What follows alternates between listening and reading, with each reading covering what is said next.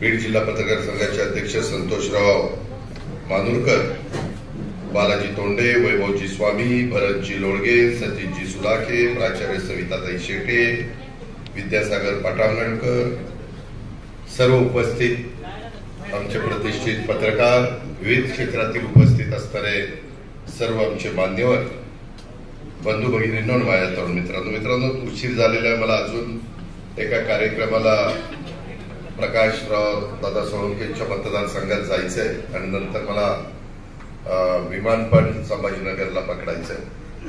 आज अनेक कार्यक्रमाच्या निमित्तानं कालपासून मी दुपारपासून बीडच्या परिसरामध्ये आहे. सर्वप्रथम बीड जिल्हा पत्रकार संघाच्या वतीने आयोजित करण्यात आलेल्या माझ्या सत्कार सोहळ्याबद्दल आपले सर्वांचे मी मनापासून आभार मानतो. हा केवळ माझा सत्कार नाही, तर बीडच्या जनतेच्या ज्या आशा आकांक्षा आहेत आणि त्यांच्या विकास प्रेमाचा हा सन्मान आहे असं मी स्वतः मानतो. आज इथं वसंतरावांनी आणि संतोष मानूरकरांनी बोलवले असताना बीड जिल्हा तसा बघितलं तर एक ऐतिहासिक, सांस्कृतिक आणि संघर्षशील परंपरेचा अशा प्रकारचा जिल्हा आहे. इथल्या मातीत कष्ट, जिद्द आहे आणि प्रगतीसाठी आस आहे. जिल्ह्याचा पालकमंत्री म्हणून गेल्या काही महिन्यात बीडच्या सर्वांगीण विकासासाठी ठोस काही निर्णय घेण्याचा मी प्रामाणिकपणे प्रयत्न करतो. मला काम करायला आवडतो. मी कामाचा माणूस आहे. सकाळी लवकर उठून लोकांचे प्रश्न कसे सोडवता येतील याबद्दलचा माझा दिनक्रम असतो. आज पण आम्ही सकाळी 5:45ला सुरुवात केली. खरं तर 5:30लाच करणार होतो, पण विक्रम काळे आमदार म्हणल्यावर 5:30ला उजाडतच नसतं तर कशाला उठत आहे. अंधार असतो, बघता येणार नाही. मित्रांनो, सकाळी मला हाऊस म्हणून नाही, मी 2-3 विचार करतो. सकाळी लवकर उठून काम करत असताना नागरिक जास्त रस्त्यावर नसतात. काही कामं व्यवस्थितपणे बघता येतात. एकदा लोकांची रहदारी सुरू झाली, वाहनं सुरू झाली की आमचा असतो कोणवाय. तिथं मग आमच्या पोलिसांना अडचण येते.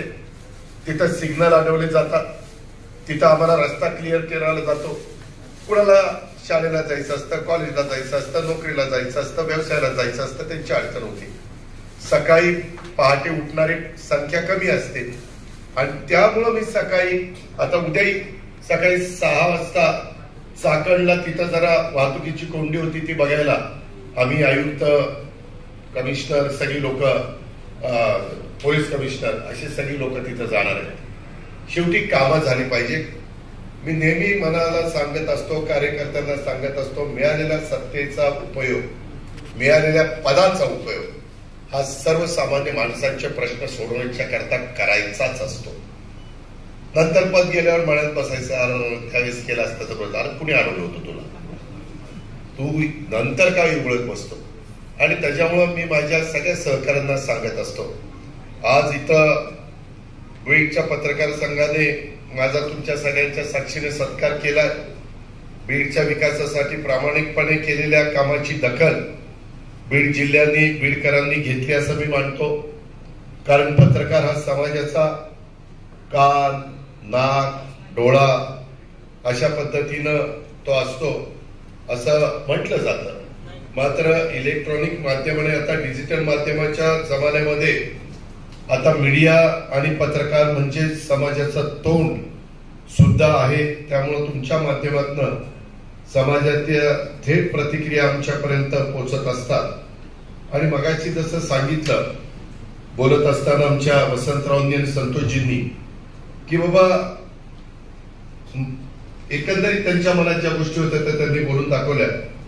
मराठी पत्रकारितेचे जनक म्हणून आपण आद्य पत्रकार, दर्पणकार आचार्य बाळशास्त्री जांभेकर यांनी दर्पण वृत्तपत्राची ज्यावेळेस सुरुवात केली आणि मराठी पत्रकारितेचा पाया रचला, मराठी पत्रकारितेला निर्भीड, निष्पक्ष, लोकाभिमुख वारसा त्यांनी दिला. आणि सुरुवातीला त्यांनी लोकशिक्षण, ज्ञान प्रसार आणि देशाला स्वातंत्र्य मिळवून देण्याच्या उद्देशाने आपली मराठी पत्रकारिता करण्यात येत होती. मराठी वृत्तपत्रांमधनं समाज आणि समाजमन घडवण्याचं काम सुद्धा केलं जात होतं. त्यावेळेस तत्कालीन ब्रिटिश सरकारच्या चुकीच्या धोरणांना विरोध करण्याचं काम त्या काळामध्ये मराठी माध्यमांनी नेटाने केलं आणि त्यावेळेस वृत्तपत्रे समाज प्रबोधनाचं, स्वातंत्र्य प्राप्तीची जनजागृती करणारं आणि राष्ट्र घडवण्याच्या प्रभावी माध्यम असल्याचं मराठी पत्रकारांनी पूर्ण देशाला दाखवून दिलं.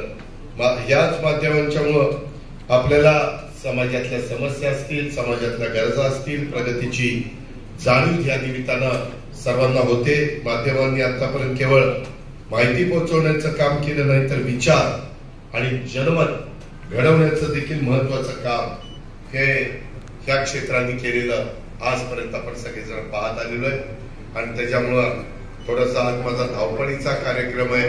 अनेक कार्यक्रम आम्ही घेतले, त्याच्यामध्ये वेगवेगळ्या घटकाला त्याच्यातनं कसं आपल्याला न्याय देता येईल, सामावून घेता येईल, नवीन पिढीला देखील दिशा कशी दाखवता येईल अशा प्रकारचा प्रयत्न मी असेल, मगाशी डॉक्टर आमचे उदय सामंत आलेले होते, आमचे सगळे आता इथं बसलेले आमदार लोक आहेत, त्या सगळ्यांनी मिळून केलाय.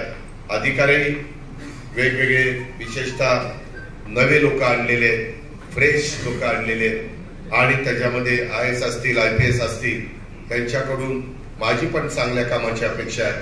माझ्या डिपार्टमेंट माझं जे आहे त्याच्यातनं पण काही लोकांच्यावर जबाबदारी टाकली आहेत. राजेश देशमुख महत्वाची जबाबदारी त्यांचं एक्साईजचं कमिशनर पद सांभाळ पार पाडतात आणि या सगळ्या टीमचं मला सहकार्य मिळत आहे. तुम्ही देखील कुठं चुकत असेल तर लक्षात आणून द्या. मी सुरुवातीला सांगितलं, आम्ही कामाची माणसं आहेत. वायफळ गप्पा मारत बसणं आणि कारण नसताना वेळ वाया घालवणं हे मला पटत नाही. बोलायचं तर लोकांचे प्रश्न, परंतु इथं काही काही जण निवेदन देताना पण गमतीशीर निवेदन देतात किंवा हे करा, नाहीतर मग मला आत्महत्येची परवानगी द्या. अरे कशाची आत्महत्येची परवानगी द्या? आताच एक निवेदन दिलं की दादा हे काम तुम्ही करा, नाहीतर 4 तारखेपासून 11:30 वाजता जिल्हाधिकारी कार्यालयासमोर आम्ही आक्रोश आंदोलन करणे किंवा ठोस कारवाई न झाली तर 15 ऑगस्टला स्वातंत्र्य दिनी ध्वजारोहण करण्यासाठी येणाऱ्या पालकमंत्री अजितदादा पवार यांना घेराव करणार. अरे तुम्ही ह्याच्या आधीचा माझा काळ, इथली कारकीर्द बघा. आता मी काही चांगलं करायला जातोय, घेराव घालणार, याव करणार, त्याव करणार, ते असलं सोडून द्या. दिलदारपणा दाखवा, मोठेपणा दाखवा. जे काही आज आमच्या हातामध्ये आहेत, देवेंद्र फडणवीस असतील, एकनाथराव शिंदे असतील, मी असेल, बाकीचे आमचे सहकारी असतील, त्याचा जास्तीत जास्त फायदा आपल्या 6 विधानसभा मतदारसंघाला, आपल्या वेगवेगळ्या शहरांना कसा होईल हा प्रयत्न आपण करूया ना. त्याच्यातून काही चांगले निर्णय घेऊन समाजामध्ये चुकीची प्रवृत्ती जी आहे त्याला बाजूला करून त्याला योग्य पद्धतीनं धडा शिकवण्याचं काम आपण त्या बाबतीमध्ये करू. नाहीतर मधल्या काही काळात तुम्हालाही माहिती आहे, बीडच्या बद्दल वेगवेगळ्या प्रकारच्या बातम्या येऊन आपल्या राज्यात बीडच्या बद्दलचं काय मत लोकांचं झालंय ह्याचं पण आत्मचिंतन, आत्ममनन आपण करावं. आणि या प्रकारे आपल्याला पुढे जात असताना आम्ही खूप मनापासून या सगळ्या गोष्टी करण्याचा प्रयत्न करतोय, करणार. पण तुमची सगळ्यांची साथ ही देखील तितकीच महत्वाची आहे. आज आम्ही ज्या भागामध्ये काम करतोय, लोकांनी 8-8 वेळेला आणि खासदारकी धरून 9-9 वेळेला लाखोंच्या मताने आम्हाला निवडून देतात. वास्तविक 1, 2, 3 टर्म झाले की लोक म्हणतात आता नवीन चेहऱ्याचा विचार करावा, परंतु आमच्या बाबतीत तसं घडत नाही. आम्हाला 8-8 वेळेला, 9-9 वेळेला, कारण आम्ही लोकांचे प्रश्न आपले समजून ते सोडवण्याचा प्रयत्न करत असतो. आणि तशाच पद्धतीने आपल्याला बीड जिल्ह्याचा पण विकास करायचा, बीड जिल्ह्याचे पण प्रश्न सोडवायचे, ज्याचा उल्लेख त्यामध्ये विमानाच्या बाबतीमध्ये, विमानतळाच्या बाबतीमध्ये, रेल्वेच्या बाबतीमध्ये आजच आम्ही वैष्णवी साहेबांशी बोललो, आजच मुरलीधर मोहोळ साहेबांशी बोललो.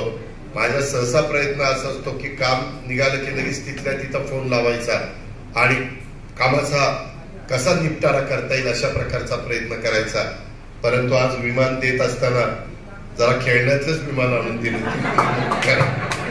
त्याच्यामध्ये मी पण आता 35 वर्ष गाजतोय. विमानतळाचा कार्यक्रम असल्यावर विमान कशा प्रकारचं असतं ट्रॅक्टरचा कार्यक्रम असतो, ट्रॅक्टर कशा प्रकारचा असतो, खेळण्यातला कसा असतो आणि देण्याचा कसा असतो. पण हरकत नाही, म्हणतील स्वामी म्हणतील दिला तर दिला, पण माझीच काढतोय मी, असं काही नाहीये. पण मी फार बारीक बघत असतो.